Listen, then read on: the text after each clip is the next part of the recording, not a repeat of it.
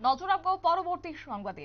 মঙ্গলবার সর্বভারতীয় কংগ্রেস কমিটির কর্মসূচির অঙ্গ হিসেবে তারা আজকে সামিল হয়েছেন স্বরাষ্ট্রমন্ত্রী অমিত শাহের পদত্যাগের দাবি নিয়ে, এবং উদয়পুর জেলা কংগ্রেসের আহ্বানে স্বরাষ্ট্রমন্ত্রী অমিত শাহের পদত্যাগের দাবিতে রাষ্ট্রপতির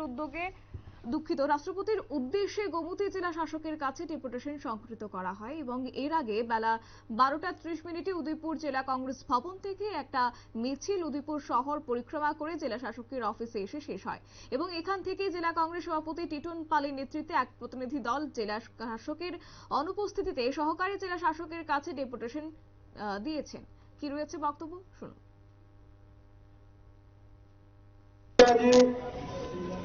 ভারতবর্ষের যিনি সংবিধান প্রণেতা ডক্টর বি.আর. আম্বেদকর সম্পর্কে যে মন্তব্য করেছেন অত্যন্ত কুরুচিকর, নিন্দনীয়।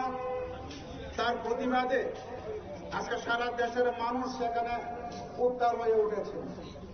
আজকে সর্বভারতীয় কংগ্রেস কমিটির আহ্বানে সারা দেশের প্রত্যেকটা জেলা শাসকের কাছে রাষ্ট্রপতির উদ্দেশ্যে অমিত শাহের পদত্যাগের দাবিতে যে ডেপুটেশন, সেই ডেপুটেশনের অঙ্গ হিসাবে আজকে উদয়পুর জেলা কংগ্রেসের আহ্বানে আমরা উদয়পুর কংগ্রেস ভবন থেকে উদয়পুর শহরের মিছিল পরিক্রম করে আমরা জেলা শাসকের কাছে এসেছি।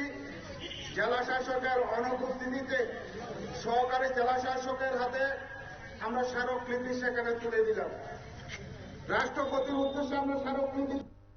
আপনারা শুনলেন কংগ্রেস নেতৃত্বদের বক্তব্য, এবং তারা বলছেন যে অমিত শাহের পদত্যাগের দাবি জানিয়েছেন। একই সঙ্গে তারা আজকে উদয়পুর জেলা কংগ্রেসের পক্ষ থেকে তারা মিছিলে সামিল হয়েছেন, এবং তারপরে সেই মিছিল করেই তারপর তারা ডেপুটেশনে সামিল হয়েছেন। জেলা শাসকের অনুপস্থিতিতে সহকারী জেলা শাসকের নিকট তারা ডেপুটেশন দিয়েছেন, এবং সেই সঙ্গে প্রতিনিধি দলে উপস্থিত ছিলেন প্রদেশ কংগ্রেসের সাধারণ সম্পাদক মিলন কর, একই সঙ্গে ছিলেন কংগ্রেস সভাপতি দ্বয় রঞ্জিত দেবনাথ সহ অন্যান্যরা।